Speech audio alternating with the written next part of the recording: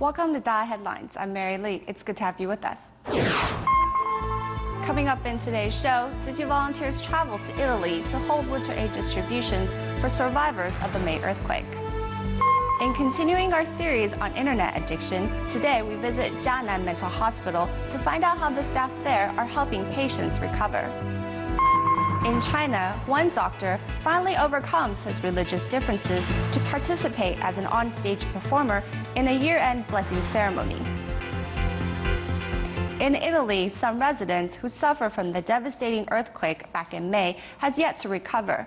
Some are still living in temporary tent shelters. As the temperatures drop, Tzu Chi volunteers held 2 winter aid distributions in Bondeno and Finale, Emilia. In Munich, Germany, it is 4 in the morning and the temperature outside is -5 degrees below zero. Tzu Chi volunteers travel 8 hours to Italy before arriving in Bondeno and the Finale, Emilia, where the aid distribution are held. You're coming from very far. You are in Taiwan. I see that you are very well organized and you are doing things with your art. And not only by talking or by thinking, but doing things probably for people. And I really like it because that's what is needed, especially when things like earthquakes. At the aid distribution for Finale Emilia, volunteers realize the conditions inside the makeshift tents are what survivors live through every day. Without a heater, volunteers keep warm by busying themselves and helping out disaster survivors. Despite the distance between Italy and Taiwan, this senior shows his gratitude towards Master Zheng Yan. I feel hope, in a way joy, because I feel that human people can be brothers and sisters to each other, even though their culture and their place of living are so far. And so this gives to me some hope that day by day we can build. Tzu Chi volunteers from 5 countries all work tirelessly towards bringing a brighter tomorrow for these earthquake survivors. In the United States, U.S. Tzu Chi headquarters recently held a winter aid distribution to help low-income families. The distribution, held on December 17th, took place in San Francisco, California. Volunteers also took the chance to introduce bamboo coin banks to residents and encourage them to adopt a coin bank as a way to complete the cycle of love. Here at St. Peter and Paul Church in San Francisco, California, 100 low-income families wait in line for the aid distribution to begin. As many are immigrants who don't speak English, church volunteers are on hand to assist with translation. Our foundation was founded in 1966 at Taiwan. Fundió la fundación en 1966 in Taiwan. Each family has its pick of winter clothing and also receives a cash card worth $50 and a gift bag full of chocolate and toys for the kids. Tzu Chi volunteers also take the opportunity to introduce the bamboo coin bank. That if you have any saving that you can try to save here, in the future help yourself or you can help other people, you can return it to the church or to us. And let me just write down the information again. Altogether, 154 bamboo banks were adopted by different families, with 2 filled bamboo banks returning to the volunteers and thus completing the cycle of love. As we celebrate Christmas today, Tzu Chi volunteers around the globe are bringing love and care to those who are either homeless or live in temporary shelters. In the U.S. and Canada, volunteers are providing hot meals and winter aid supplies to the homeless and children at a local shelter. While in Central America, Dominican Republic volunteers handed out apples to children at the Tzu Chi La Romana school. But first, we join Tzu Chi volunteers in Argentina and Paraguay as they hand out Christmas gifts. In Paraguay, Tzu Chi volunteers arrived in the neighborhood of Bernardo Tacumbu in Asunción bringing children Christmas gifts. On their last visits, volunteers promised the children a return trip if they all take their medication on time. Prior to the festive holidays, these caregivers brought chocolate milk and buns, as well as presents for every youngster.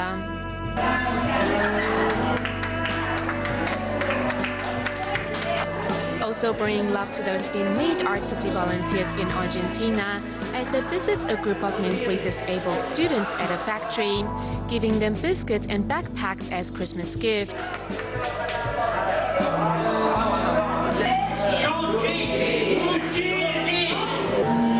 The students are all familiar with Tzu and have learned that giving is better than receiving, so each one donates whatever spare change they have. To reciprocate Tzu's kindness, the students are passing on their love to those in greater need.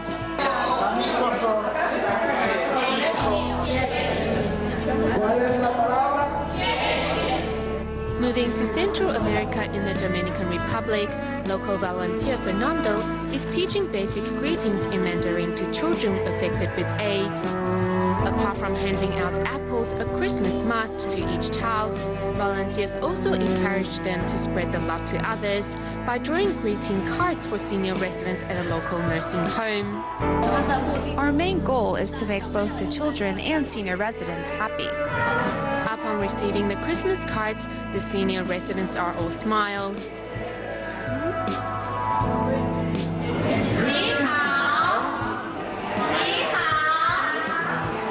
The presence of city volunteers fills the nursing home with a festive atmosphere.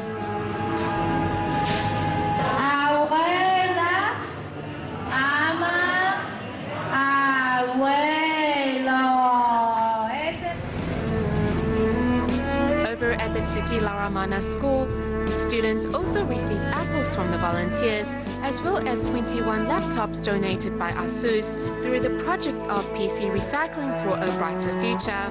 Volunteers also work to set up a computer class to help underprivileged children stay connected with the outside world.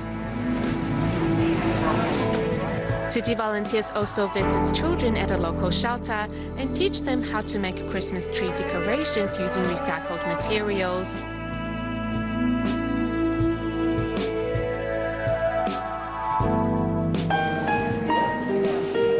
In North America, US city volunteers who are worried about those without a roof over their heads arrived at a homeless shelter in California to show their support. The weather is getting cold, and after this meal, where will their next stop and next meal be? That's what worries me the most. Bringing hot meals and Christmas cookies, volunteers also sing festive songs, hoping to comfort those without shelter and give them the strength to go on. Time passes by real quick, and each year we come, we see many different people in need of help.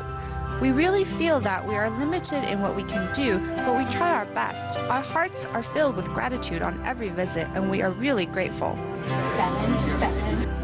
Meanwhile, in Canada, the colorful lights show the festivity of Christmas, and city volunteers also celebrate the holiday with students at a shelter home. In front of the food counter is a crowd of homeless waiting to receive their hot meals. Apart from food, volunteers also prepared Christmas gifts for everyone, bringing warm jackets, socks, and all kinds of daily necessities to help the children keep warm. Oh, this is great. It's so lovely to have this come to our center where the youth are able to have a nice warm meal and the jackets and the atmosphere. It's just been amazing.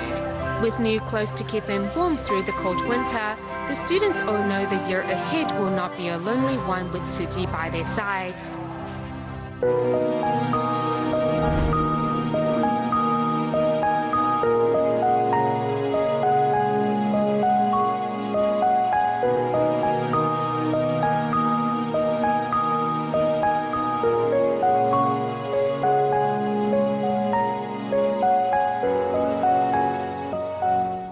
We have all heard of cases in which children have taken their own lives after their parents forbade them from playing online games. In order to help children and families before they reach this level of desperation, Jianan Mental Hospital in Yunlin County is here to help. Parents often say to me that their child doesn't pay attention in class. However, when playing video games, their concentration never breaks. Sometimes getting a patient to leave their house is very difficult. Other times they begrudgingly come here but refuse to speak to us. Here at Jianan Mental Hospital, the medical team consists of a psychiatrist, psychologist, social worker, and occupational therapist. All are here to help patients overcome their addiction on the internet. But how to approach those who refuse to recognize they have an addiction to the internet? Professor Wang Zhihong of National Zhanghua University's Department of Guidance and Counseling has come up with a 6-step program that has been recognized as a successful treatment plan. The first part is to acknowledge their behavior. Nothing can be accomplished when a patient refuses to see their problem. Psychologists break through that barrier by using a medium patients are familiar with, the computer.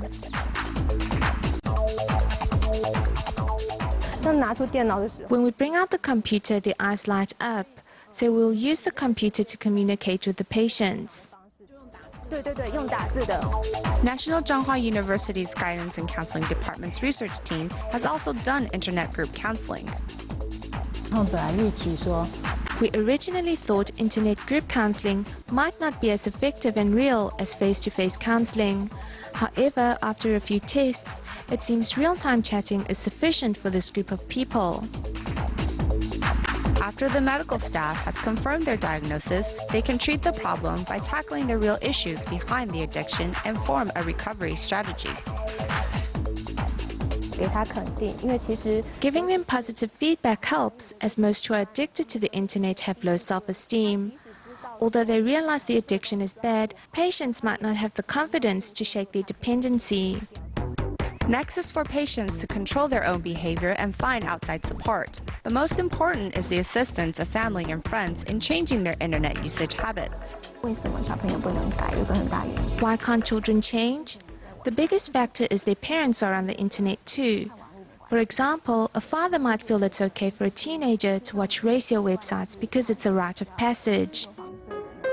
Besides setting guidelines for internet usage, parents can also put computers in open common areas. If I put the computer in my private space, then I have control over it when I use it. However, for those addicted to the internet, they can no longer control their use. This is why we hope parents would take back that control. Those who suffer from other mental disabilities are likely to suffer from internet addiction as well. Parents often tell me their child has concentration problem, but not when they play video games. Are they faking it? It's not an act. In fact, the light and sound stimulation increases dopamine and in effect increases concentration. Many parents will give their attention deficit or hyperactive children electronic gadgets as it pacifies them. However, psychiatrists suggest that those children should avoid excessive usage and instead engage in more practical activities.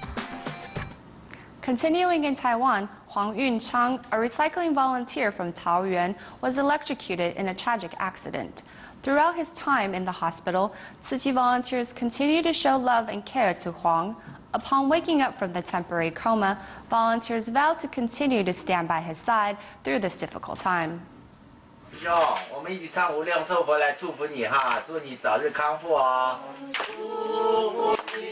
Lying in the hospital bed, Huang accepts the volunteers' blessings. He was electrocuted 6 months ago, which sent him into a coma. Thanks to the Tzu Chi volunteers' continuous care, his face finally lights up with a warm smile.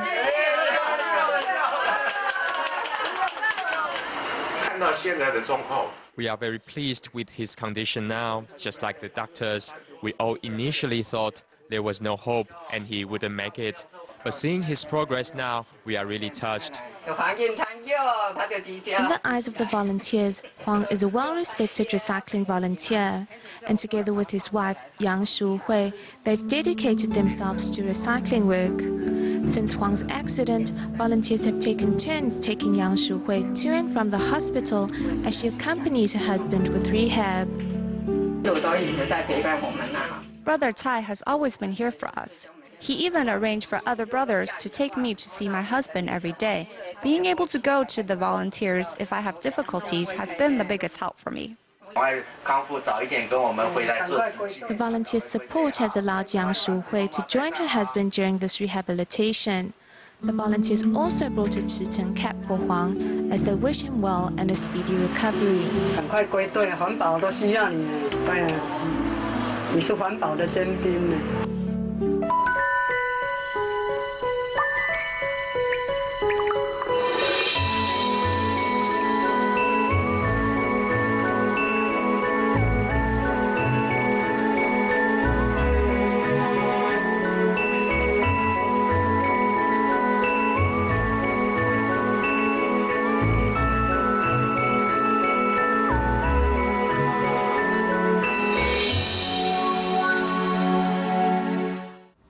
Through the Livelihood Training Program organized by the Tzu Chi Philippines chapter, the disadvantaged are able to take work placement classes. At a recent workshop, the president of a local apparel company was asked to share his ideas on what makes a good employee. A person with no dreams has no hope, no bright future. Everyone should have the dreams and also the drive and passion to realize them. Successful businessman Stephen Ching shares his experiences with students at this livelihood training workshop. And the topic for the day is traits of a good employee. If you love what you are doing, it won't feel as if you are working. It's here that I learned how to interact with other people. We all have our own personalities, but I learned how to adapt to others. In future, I can apply what I have learned here today to have better interactions with my colleagues when working as team. I hope they cherish this opportunity given by Tzu Chi and maximize their learning so they make the best use of it. The livelihood training program provides skills training and promotes humanitarian spirit, thereby not only assisting these students in the workplace, but in life as well. In China, Tzu Chi volunteers from Fuding City in Fujian Province hosted a year-end celebration. Among the sign language performers was a neurosurgeon Xu Wei, who was initially hesitant to participate in Tzu Chi's events because of his religious beliefs. 头痛不痛？头还会痛哈？哦，没事哈，慢慢恢复稳的哈。 Following a cerebral hemorrhage, this 53-year-old was at death's door.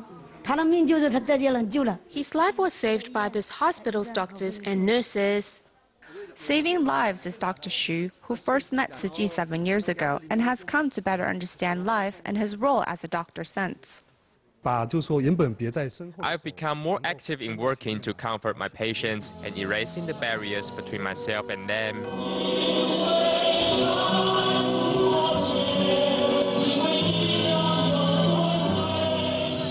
Transcending religious boundaries, Dr. Xu puts the doubt in his heart to rest, and along with 40 other doctors and nurses, has dedicated himself to the performance of the spirit of Tzu Chi's medical missions.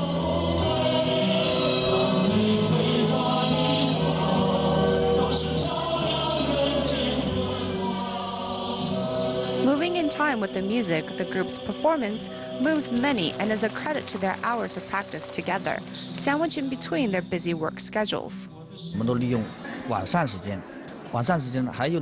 We used our evenings to practice. Some of the doctors had a shift in the emergency ward at night, but they would try to change their shifts so we could all practice together. What we have seen on stage, I'm sure has moved everyone. Fuding is truly a land of blessings. It is like the master said, the name Fuding, after all, means a pot filled with blessings.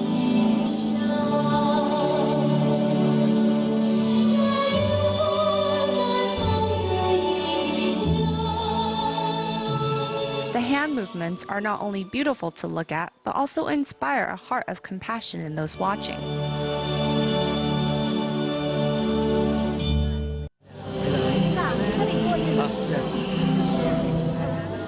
As each red envelope is handed out with blessings, this year-end event ends, but not before bringing together the great love of this community for the upcoming new year. Also in Fujian Province, Tzu Chi volunteers held a year-end blessing ceremony at a convention center in which 2,000 people took part in. To ensure the ceremony went smoothly, Tzu Chi volunteers in Fuzhou and young volunteers were all mobilized to help out.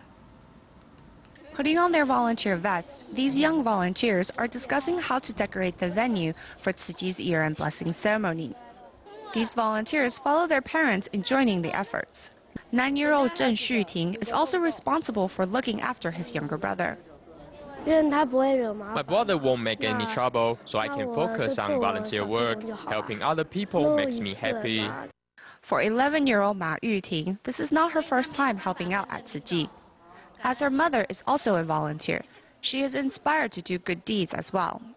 I won't dislike Tzu Chi just because my mother is always busy doing volunteer work. Instead, I like Tzu Chi. I think they're doing good deeds. It's good. At this year-end blessing ceremony, volunteers young or old are mobilized to help.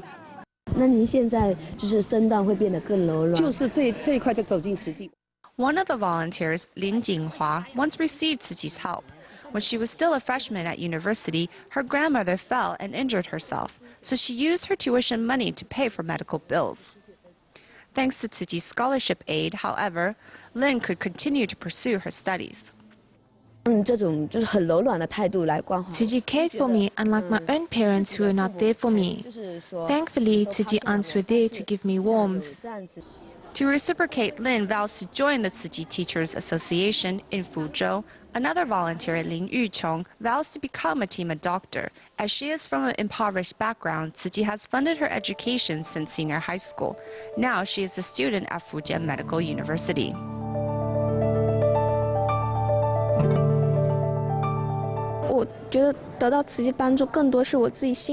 What Tzu Chi helps me is on spiritual growth. I feel that through Tzu Chi, I can find my own sense of self-worth.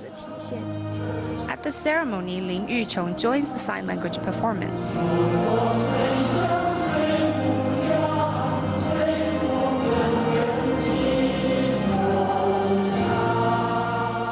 Every onstage volunteer has a different life story, yet each one is dedicated to the Tzu Chi path. At this year-end ceremony, nearly 2,000 people learned about Tzu Chi's ideals, as well as their reflection on truth, goodness, and beauty. As this year marks the 10th anniversary of Tzu Chi's Jingsi Books and Cafe, a year-end ceremony was held over the weekend. Prior to the event, staff and volunteers gathered for the final rehearsal of the musical performance.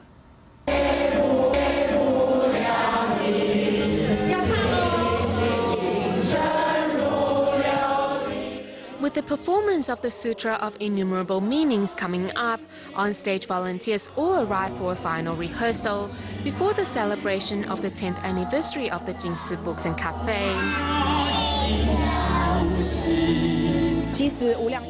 The Sutra of Innumerable Meanings is very important in Tzu Chi, and this will be the first sign language performance in which young children and teenagers participate.